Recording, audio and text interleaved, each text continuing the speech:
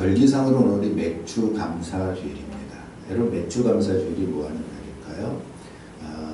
절기 이름상으로는 보리를 추수하고 감사는 추수감사절인데 현대의 절기로는 7월 첫째 주를 맥주 감사주일로 지켜요. 그래서 지난 반년 동안 하나님이 주신 은혜를 감사하는 감사의 주일로 지키는데 지난 반년을 돌아보면 여러분들에게는 어떠한 감사한 일들이 있습니까?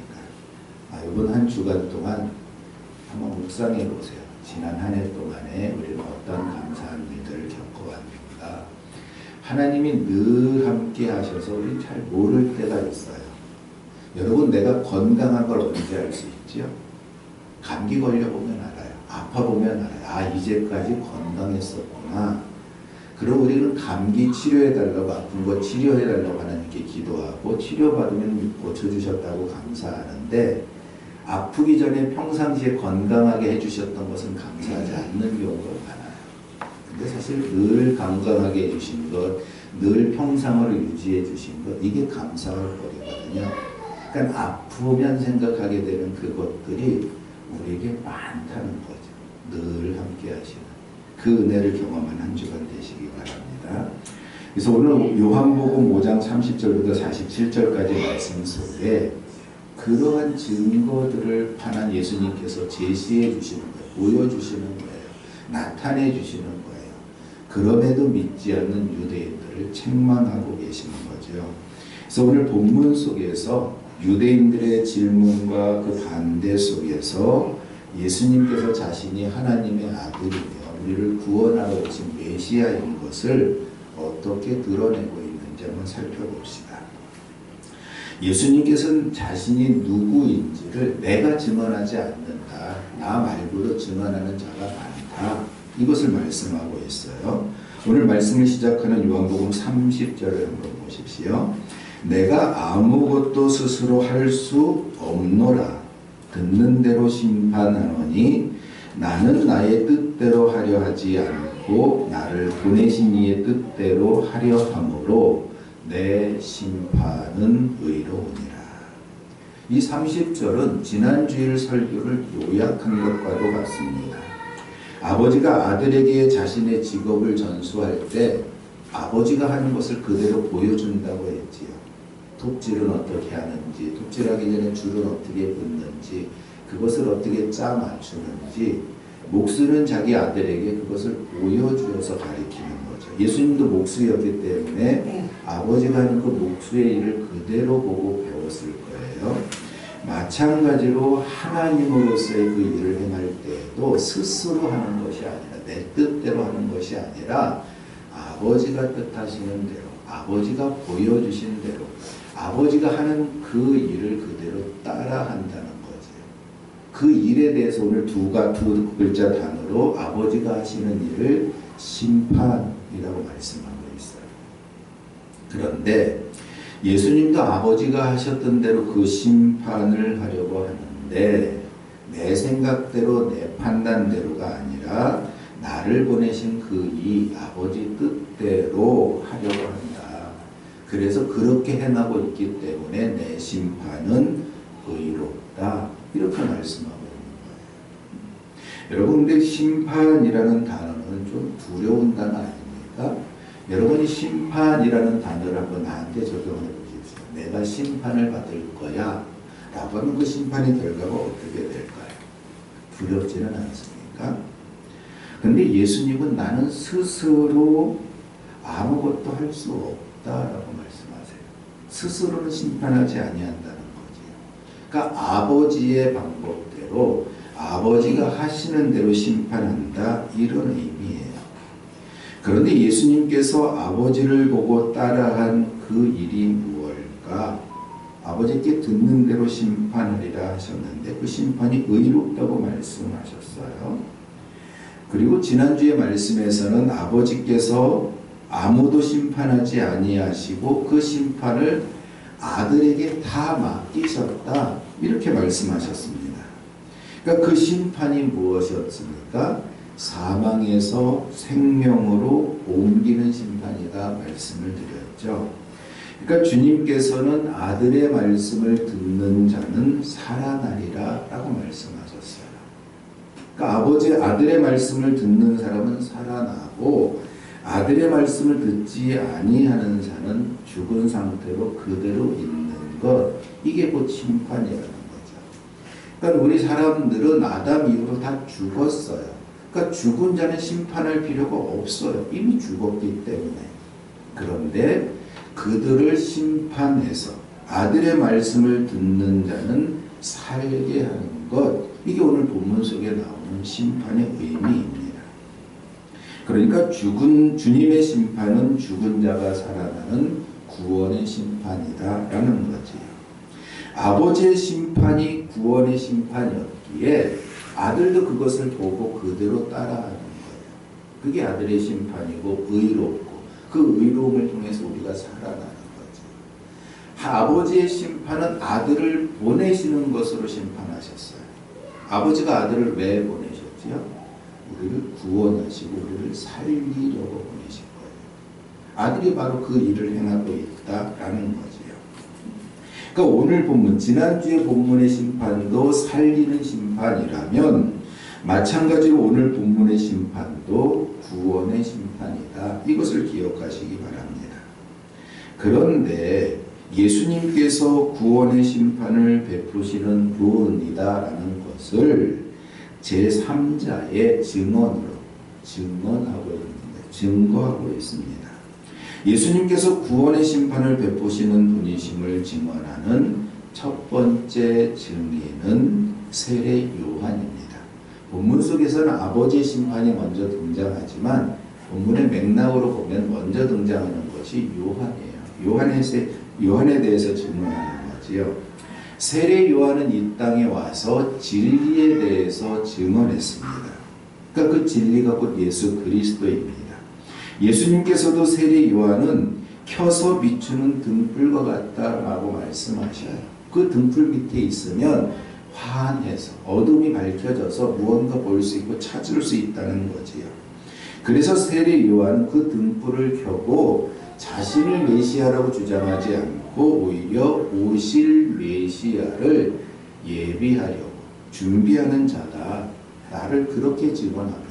요한은 자신을 메시아가 아니라 메시아가 오시도록 준비하는 자다라고 증언했다는 거지요. 이 세례 요한의 증언도 충분했습니다. 내 뒤에 오시는 그이는 불과 성령으로 세례를 베푸실 분이다 하는 거죠. 예수님께서 오셔서 그러셨어요. 그러니까 세례 요한은 잠깐 비추는 등불이었지만 그 등불은 사람들을 예수님께로 향하게 하고 그 예수님을 보고 믿게 하는 중요한 역할을 했습니다.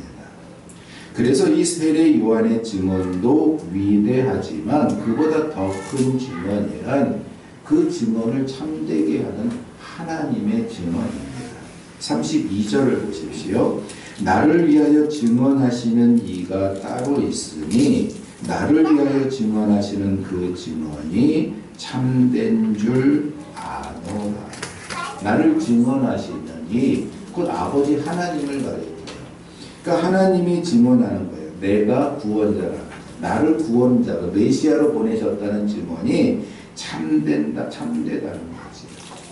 근데 여러분이 증언이라는 글씨를 보면서 계속 부정적으로 보실 수 있어요. 아니 그렇게 보셔야 돼요. 유대인들이 증언을 받지 않는 거예요. 듣지 않는 거예요. 그리고 우리도 그 증언을 잘 듣지 않으려고 해요. 증언을 얻었기에 증언을 보고 믿었기에 오늘 이 자리에 있으면서도 우리는 그 참된 증언을 인정하지 않으려는 게 우리 안에 그대로 남아있어요. 이게 바로 죄입니다. 분명히 예수님이 우리의 주님이시고 우리를 구원하셨고 우리에게 말씀하셨고 그리고 그 말씀에 순종하라 하시는데 맞죠? 그래서 우리는 하나님 말씀에 순종하려고 하는데 잘 안 돼요. 오히려 거절하고 안 하려고 해요. 이게 우리 속에 있는 거예요. 분명히 성경을 통해서 그리고 하나님의 말씀을 통해서 설교를 통해서 서로 나누는 이야기들을 통해서 예수 그리스도를 증언하고 믿게 되면서부터 그러면서도 그 예수님의 말씀을 그대로 따라하지 않으려고 하는 게 우리 안에 그대로 있다는 거죠. 여기 32절에 나를 증언하시는 이가 있다고 했는데 그분이 바로 아들을 보내신 자 하나님입니다. 그래서 하나님께서 예수님의 심판을 참되다라고 증언하신다는 거죠. 여러분 심판이 뭐라 그랬어요? 죽이는 게 아니라 죽은 자를 살리는 심판이라고 말씀드렸죠. 그러니까 오늘 하나님도 예수님이 죽은 자를 살리는 그 심판하는 것 이게 참되다라고 증언하신다는 거죠. 이미 죽은 자들은 심판이 필요 없어요. 살아나게 하는 거죠. 그런데 오늘 이 증언이라는 단어가 계속 반복되는 것은 유대인들이 그 율법을 가지고 있기 때문에 그래요. 유대인의 율법에 따르면 둘 혹은 셋이 증언하는 것은 참되다 이렇게 인정하고 있어요. 두세 사람이 모인 곳에 나도 그들 중에 있느니라 하는 말씀 들어본 적 있지요. 마태복음 18장 20절인데 한번 찾아보십시오. 이게 무슨 말입니까?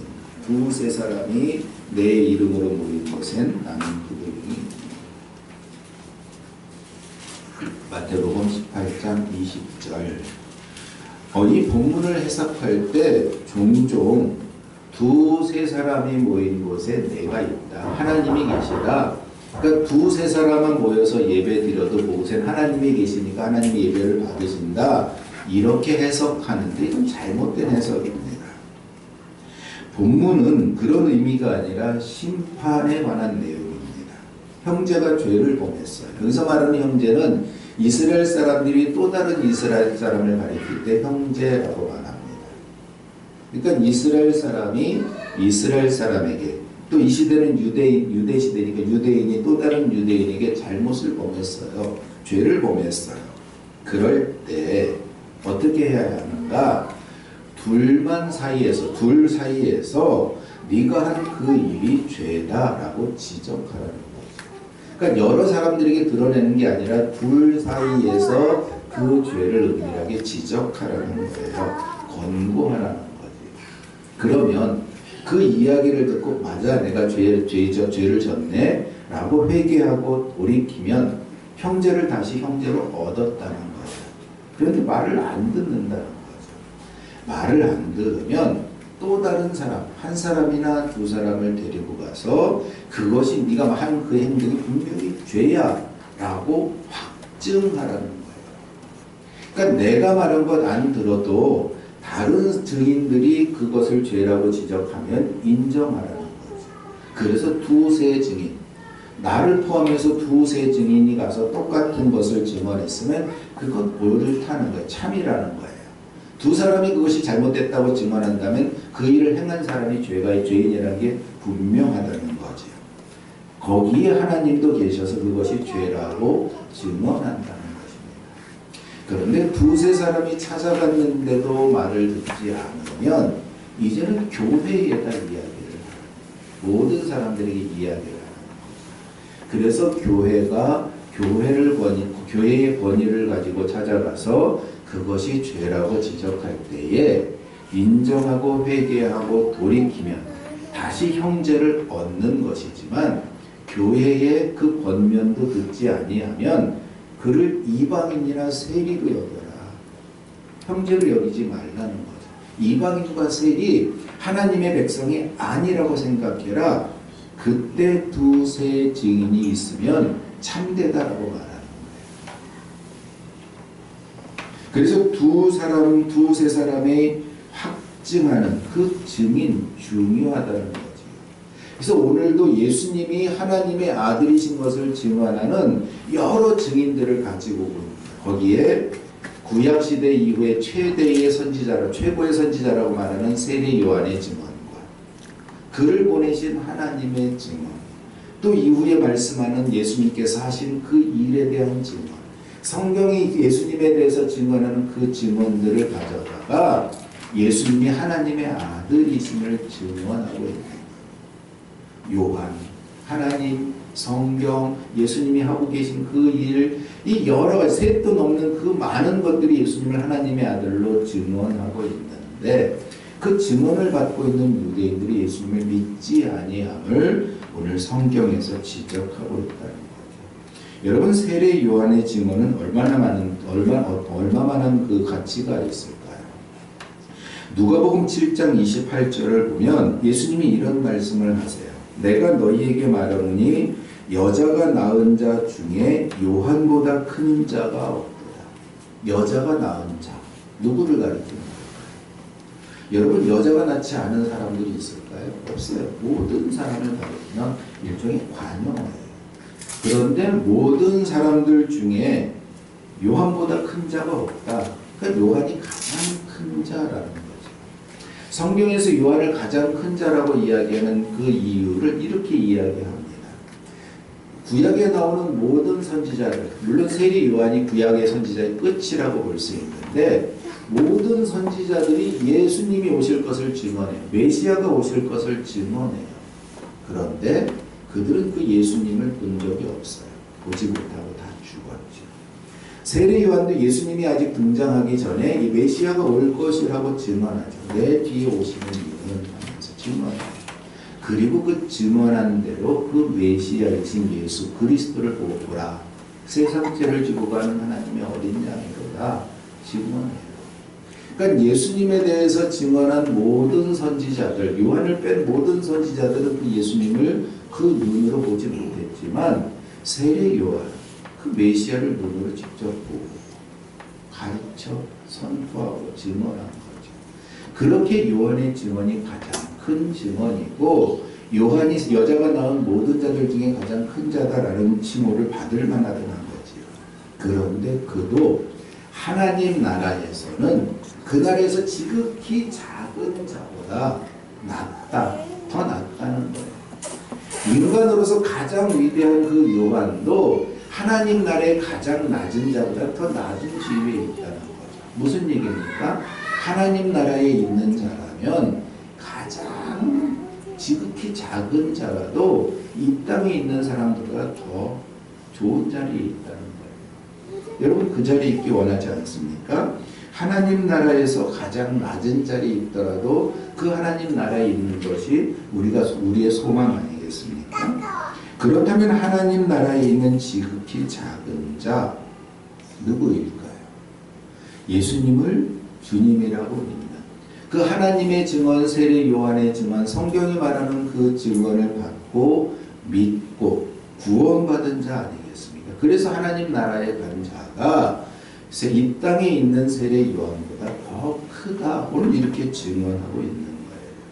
그러니까 이들은 하나님의 은혜로 구원받은 모든 자들을 가리킵니다. 그러니까 그 사람이 하나님 나라에서 지극히 작은 자라도 세례 요한보다 더 큰 특권, 더 큰 은혜를, 더 큰 영광을 누리게 될 거예요. 그 영광이 바로 저와 여러분의 영광이라는 것을 믿으시기 바랍니다. 바로 하나님 앞에서 하나님의 영광을 보며 하나님을 예배하며 찬송하는 특권이지. 그걸 오늘 우리가 여기서 예배하는 자리에서 경험하는 겁니다. 이 세상에서 가장 큰 자라 칭하는 세례 요한의 증언도 크지만 그보다 더 큰 증거가 있습니다. 바로 하나님 아버지가 아들에 대하여 증언하시기, 그 아버지의 증언은 더 큽니다. 여러분은 하나님의 이 증언을 들으셨습니까? 하나님께서 예수님을 하나님의 아들이라고 말씀하시는 그 증언, 예수님께서 여러분의 모든 죄를 용서하셨다는 그 증언, 예수님께서 여러분을 구원하시는 구원자라는 증언, 예수님을 믿으면 영생을 얻고 구원받는다는 증언, 이러한 증언들이 하나도 어색하지 않고 다 받아들여지지 않습니까? 이러한 증언들이 다 이해되고 받아들여진다면 여러분들은 여러분 속에서 역사하시는 하나님, 바로 그 성령님의 증언을 들으시고 믿으셨기 때문입니다. 그런데 본문 속의 유대인들은 그 증거를 듣지 않습니다. 받아들이지도 않았고 믿지도 않았습니다. 하나님의 말씀을 듣지 않으니 그들 속에 하나님의 말씀이 없고 그들 속에 하나님께서 보내신 자 메시아 예수 그리스도가 없는 거예요. 심지어 유대인들은 율법을 연구하고 그 속에서 영생을 얻는 줄 생각하고 있었다는 거지. 그런데 그들의 생각은 사실 맞습니다. 하나님이 주신 성경, 그 율법에는 영생이 있어요. 그런데 그 율법 자체가 아니라 율법이 증언하고 있는 하나님의 아들 메시아에게서 영생을 얻는 거지. 그런데 유대인들이 예수님을 믿지 않는 이유는 그들이 연구하는 율법, 그 하나님의 말씀이 그들 속에 있지 않다는 것을 의미합니다. 다시 말해서 하나님의 말씀이 그들 속에 있지 않다는 것은 그들이 하나님 말씀에 순종하고 있지 않다는 거죠. 사실 그들은 열심히 율법을 연구하고 율법을 지키려고 애쓰고 있었어요. 근데 겉모습만 그랬다는 거예요. 이처럼 그들이 가진 율법도 예수님에 대해서 증언하고 있습니다. 오늘 우리는 누구의 증언을 듣고 있습니까? 우리는 성령의 증언을 듣고 있습니다. 성령께서 우리의 입술을 통해서 우리의 귀에 들려주시는 그 음성을 듣는 겁니다. 그래서 성령께서 말씀하신 대로 예수님을 믿었습니다. 하나님께서 보내신 구원은 예수님밖에 없어요. 예수님께서 십자가 위에서 우리의 모든 죄를 용서하셨다는 것, 여러분 이거 믿어지십니까? 믿어진다면 여러분 안에 성령이 계신 거예요. 우리가 이것을 믿고 받아들였고 또 그 말씀대로 구원을 받았습니다. 오늘 우리에게 주시는 본문은 이것을 분명하게 말씀하고 있어요. 본문 요한복음 5장 39절을 보십시오. 39절 함께 읽겠습니다. 너희가 성경에서 영생을 얻는 줄 생각하고 성경을 연구하거니와 이 성경이 본 내게 대하여 증언하는 것입니다. 여기서 말하는 성경은 율법을 가르쳐요. 유대인들의 율법이지요. 유대인들 특히 바리새인들은 이 율법을 연구하고 지킴으로 영생을 얻는 줄 생각하고 있었습니다. 그래서 그렇게 열심히 율법을 연구했지만 그 율법이 예수님에 대해서 증언하고 있다는 것을 깨닫지 못한 거예요. 믿지 않은 겁니다. 유대인들이 예수님을 믿지 않은 이유가 바로 그것입니다. 예수님을 기준으로 율법을 판단했다면 예수님을 믿었을 거예요. 근데 하나님의 말씀으로서의 율법이 아니라 그들이 가진 율법을 기준으로 예수님을 판단하니 예수님을 믿을 수가 없었던 겁니다. 예수님의 기준은 안식일에도 병자가 치료받고 건강해지는 것입니다. 이것이 하나님의 기준입니다. 그런데 유대인들이 기다리던 메시아는 그러한 메시아가 아니라 유대인들을 로마의 압제로부터 건져준 정치적이고 군사적인 다윗과 같은 위대한 왕을 기다렸던 거예요. 하지만 예수님의 기준은 눈먼 자가 보게 되고 저는 자가 걷게 되고 옥에 갇힌 자가 자유를 얻게 되는, 그래서 가난한 자까지 구원하시는, 마귀 들린 자도 그에게서도 마귀가 떠나는 그러한 메시아의 모습으로 이 땅에 오셨지요. 이것이 하나님의 아들을 보내신 그 하나님의 기준입니다. 무엇보다도 예수님은 하나님께서 보내신 하나님의 아들이 분명합니다. 그런데 유대인들은 예수님께서 자신을 하나님의 아들이라고 했다고 해서 그것을 예수님을 죽이는 이유로 삼습니다. 그러니까 예수님께서 십자가에 달려서 죽으신 이유가 뭐예요? 예수님이 하나님의 아들이시기 때문에 그래요. 그게 예수님의 죄가 됐고 예수님의 당연한 이유입니다. 사실 예수님께서 그것 때문에 오셨는데 결과적으로 보니까 사람들이 예수님을 하나님의 아들이기 때문에 죽였다는 거죠. 2000년 전에 유대인들이 그랬던 것처럼 오늘 우리의 삶에서도 늘 예수님이 부인되고 예수님이 부정되고 예수님을 계속 십자가에 매달고 있어요.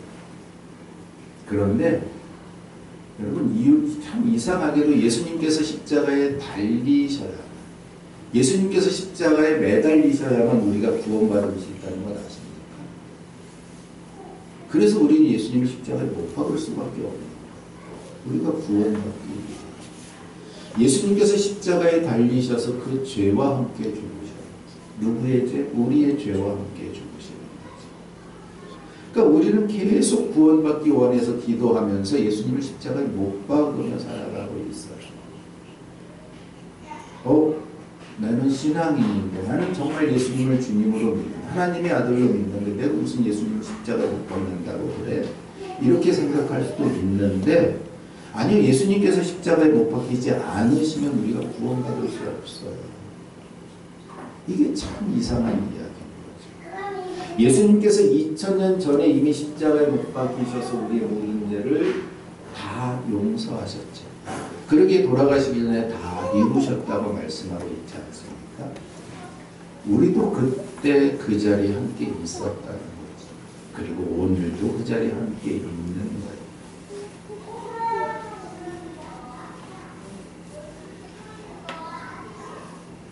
유대인들은 하나님의 율법을 통해 아들을 기다리고는 있었어요. 메시아를 기다리는 것, 그 율법에 기록된 대로 기다렸다는 거지요. 그런데 유대인들은 그 하나님의 율법을 바로 알지 못했기에 율법을 통해 증언하시는 하나님의 음성도 제대로 들을 수 없었고, 그 율법이 가리키는 예수님도 제대로 볼 수 없었습니다. 그러니까 그들 눈앞에 서 있는 예수님을 보지 못하게 하는 게 그들의 율법이라는 거죠. 그래서 또 예수님이 죽으셔야 돼요. 왜냐하면 예수님께서 죽으셔야 성령께서 오실 수 있기 때문에 성경이 그렇게 증언하죠. 예수님께서 십자가에 달려 죽으시고 하나님께서 죽으신 예수님을 살리셔서 우리는 부활이라고 말하죠. 그 부활하신 예수님께서 이 땅에 계시다가 말씀하셔요. 내가 가야 된다. 가야 성령을 보낼 수 있다. 그리고 성령을 보내셨어요. 그러고 나니 유대인과 같은 우리들, 예수님을 믿을 수 없는 우리들이 그 성령의 도우심으로 예수님을 믿을 수 있게 되었어요. 이게 은혜이지요. 율법을 그렇게 중요하게 여기던 유대인들이 예수님을 믿지 않은 일에 대해서 오늘 성경은 이렇게 이야기하고 있습니다. 본문 46절을 보십시오. 모세를 믿었더라면, 무슨 얘기입니까? 너희들이 모세가 기록한 율법을 그렇게 하나님의 말씀으로 인정하고 있으니 정말 모세를 믿었다면 또 나를 믿었습니다. 그러니까 모세의 말을 그대로 제대로 믿고 있었고 제대로 공부했다면 그 율법이 기록하고 있는, 나에 대해서 기록하고 있는, 예수님에 대해서 기록하고 있는 그 기록을 보았을 것이고 그 글대로 예수님을 믿게 되었을 터인데, 47절 보십시오. 그러나 모세의 글도 믿지 아니하거든 어찌 내 말을 믿겠느냐. 유대인들이 모세를 존경하고 그 율법을 하나님의 말씀이라고 철저히 지키려고 했다는 거예요. 그런데 예수님은 너희를 고발하는 이가 있으니 곧 너희가 바라는 자 모세다라고 말씀하고 있어요. 왜 그렇습니까? 모세가 증언하는 그 증언을 그대로 받지 않았으니 모세가 이야기한다는 거죠. 너희는 내 말을 그대로 듣지 않았다. 그러니까 모세가 증언하는 그 증언대로 유대인들이 죄인으로 정죄되는 거예요. 사실 모세오경 안에는 예수님에 대한, 메시아에 대한 수많은 예언과 그림자들이 담겨져 있어요. 여러분 성막이라는 것 들어보셨죠? 하나님께서 이스라엘 백성들에게, 출애굽한 이스라엘 백성들에게 주신 것이 성막인데, 그 성막의 대표적인 기능은 죄인된 이스라엘 백성들이 제사를 통해 하나님 앞에 나아갈 수 있게 하신 거예요. 다시 말해서 성막은 하나님과 죄인을 연결시켜주는 역할을 해요. 예수님이 바로 그 역할을 하고 있지 않습니까? 그래서 그 성막이 예수님의 모형이라는 거죠. 성막을 공부해보면 예수님께서 하실 일에 대해서 자세히 알 수 있게 돼요. 거기서 이루어지는 모든 일들이 바로 예수님께서 행하실 그 구원의 사역이기 때문에 그렇습니다. 그런데 그것을 제대로 보지 못하니 그 일을 하라고 보내신, 하나님께서 보내신 그 아들을 믿지 않고 인정하지 않았다는 거죠. 그들이 정말 모세를 믿었다면 모세가 기록한 율법을 통해서 예수님께서 이 땅에서 행하신 일들을 통해서 예수님이 누구신 줄 알 수 있었을 텐데, 그들이 가진 율법이 왜곡되었기에 그 율법의 기준으로 예수님을 보니 예수님을 알아볼 수가 없는 거죠. 예수님은 하나님께서 보내신 아들이 분명합니다. 예수님은 하나님께서 내 백성을 구원하려고, 자기 백성을 구원하시려고 보내신 그리스도입니다. 메시아예요. 그리고 그 예수님은 저와 여러분을 구원하신 구원자입니다. 구주라고 말합니다. 주님이라고 말합니다. 여러분이 주님이 주인님이라는 말이라는 것 말씀드렸어요. 예수님이 우리의 주인이 되세요. 성령께서 이것을 증언합니다. 성경도 이것을 증언해요. 또 성령이 우리 안에서 이것을 증언하기에 우리는 그 증언을 받아들이는 거예요.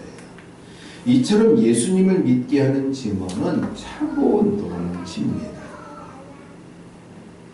오늘 말씀 본문을 통해서도 예수님께서 자신을 증언하는 많은 증언들을 이야기하고 있어요. 아버지의 증언, 세례 요한의 증언, 예수님께서 일하셨던 그 사역이 나타내는 그 증언, 하나님이 직접적으로 보여주신 증언도 있고 성경의 증언, 모세의 증언까지 이 모든 증거들이 예수님이 누구이신 줄 분명하게 말해주고 있습니다. 여러분에게 있어서 여러분이 예수님을 믿게 하는 그 증언은 무엇입니까? 우리에게도 예수님을 믿을 수 있는 수많은 증언들이 있어요. 그리고 그 증언을 받아들이고 믿었다면 당연히 그 말씀대로 살아가게 되겠지요. 성경이 말씀하고 있어요. 우리가 경험하는 성령의 역사도 있었습니다. 그리고 우리의 삶이 예수님 안에서 변화된 삶을 살고 있어요. 그럼에도 아직 부족하지. 그러니까 예배 전에 참회의 기도하면서 우리가 열매 맺은 것이 아무것도 없습니다. 이러고 고백하는 것 아닙니까? 사실 열심히 살고 열심히 믿었다고 해도 우리의 삶을 돌이켜보면 발전마다 죄예요. 그러니 예수님께서 오실 수밖에 없는 그 모든 죄를 용서하셨어요. 그러니까 우리는 죄인임을 인정해야 돼요. 그리고 예수님께서 용서하셨다는 것도 인정해야 합니다. 우리가 지난날 과거에 범했던 그 죄도 용서하셨고 앞으로 또 불순종하면서 지을 그 죄도 예수님께서 용서하셨다는 것 여러분 믿으시기 바랍니다. 그래서 오늘 우리는 본문을 통해서 예수님을 믿게 하는 증언들을 살펴보았는데 이 증언들을 통해서 우리가 해야 될 일이 있다는 거예요. 이걸 세 가지로 한번 요약해 보았습니다. 첫째는 예수님을 바로 알자. 여러분 예수님이 누구십니까? 오늘 본문에서 여러 번 반복해서 말씀드린 것처럼 예수님은 하나님께서 보내신 하나님의 아들입니다. 그리고 예수님은 우리의 구원을 이루시려고 하나님의 구원을 이루시려고 이 땅에 오셔서 그 구원을 이루신 분이십니다. 그래서 예수님은 저와 여러분을 구원하신 그리스도 구원자가 되셨습니다. 베드로는 이렇게 고백하죠. 주는 그리스도시요 살아계신 하나님의 아들입니다. 여러분 예수님을 믿지 않았다는 도마, 우리는 그렇게 알고 있지만 도마도 분명히 예수님을 믿었고 이렇게 고백해요. 요한복음 20장 28절을 보면 나의 주님이시요 나의 하나님이십니다. 도마의 고백입니다. 여러분은 예수님을 어떻게 알고 어떻게 고백하십니까? 오늘 그 고백을 다시 한번 생각해 보시기 바랍니다. 그리고 이것을 분명히 하시기 바랍니다. 예수님을 바로 하십시오. 둘째는 내가 아는 것이 분명한지 확인하자. 유대인들은 성경에 기록된 그 기록을 보면서 메시아를 기다렸지만 정작 오신 그 메시아를 인정하지 않고 죽여버렸어요. 왜 그렇습니까? 그들이 알고 있는 것이 잘못된 알미였기 때문에 그래요. 그러니까 오늘 우리도 예수님을 아는데 정말 내가 예수님을 바로 알고 있는지 확인해 보시기 바랍니다. 어떻게 확인할 수 있습니까? 주일 예배를 들을 때 우리가 말씀을 들어요. 그런데 오늘 예배 시간 1시간 동안 듣는 말씀은 요한복음 5장 30절에서 47절이에요. 이게 1년 동안 쌓여봤자 이만한 성경에서 이만큼밖에 안 돼요. 그래서 부분적으로 성경을 아는 것에서 좀 벗어나기 위해서 성경 전체를 통으로 한번 읽어가지 않습니까? 이걸 그래서 통독이라고 해요. 성경을 통해서 내가 알고 있는 그 예수님이 바르게 알고 있는 건지 확인해 보시라는 거지. 또 교회는 이 성경을 공부하는 어떤 프로그램들이 있어요. 저희 교회는 1대1이 있고 지금 또 수요일날, 목요일, 금요일날 하고 있는 성경 파노라마, 성경 익스프레스 뭐 이런 것들이 있어요. 그 밖에도 많은 프로그램들이 있는데 그런 것을 통해서 성경을 공부하시기 바랍니다. 그래서 성경을 바로 가르칠 수 있는 사람과 함께 공부해서 내 믿음이 성경에 합당한지 내가 알고 있는 것이 분명한지 확인하시기 바랍니다. 그리고 세 번째, 내가 아는 것을 분명하게 알 수 있는 방법이 있어요. 그것을 내 입으로, 내 말로 증언하시는 거예요. 그러면 나도 정리가 되고 듣는 사람에게도 복음이 전해지지요. 오늘 본문에 증언이라는 단어가 여러 번 나왔지요. 왜 그럴까요? 들어도 믿지 않으니까. 여러분들이 믿은 그 복음을 증언해도 듣는 사람이 쉽게 믿지 않을 겁니다. 그럼에도 여러분 계속 증언하십시오. 때가 되면 그 증언을 들은 그 마음에 성령께서 역사하시면 들었던 그 증언을 알게 되고 깨닫게 되고 믿게 될 겁니다. 그러니까 우리가 증언할 때, 전도할 때 예수 믿으세요 라고 증언하는데 그것보다 더 좋은 증언은 내가 예수를 믿었더니 이런 은혜가 있더라, 이런 기쁨이 있더라, 이런 감사가 있더라, 이것을 전하세요. 예수님을 믿으세요 라고 말하면 예수님 잘 몰라요. 근데 예수님을 믿은 내가 어떻게 변화되는지는 그 사람이 눈으로 봐서 알고 있습니다. 그 변화가 예수님 때문이라는 것을 증언하십시오. 성경의 표현을 빌리면 때를 얻든지 못 얻든지 예수 그리스도를 증언하는 거예요.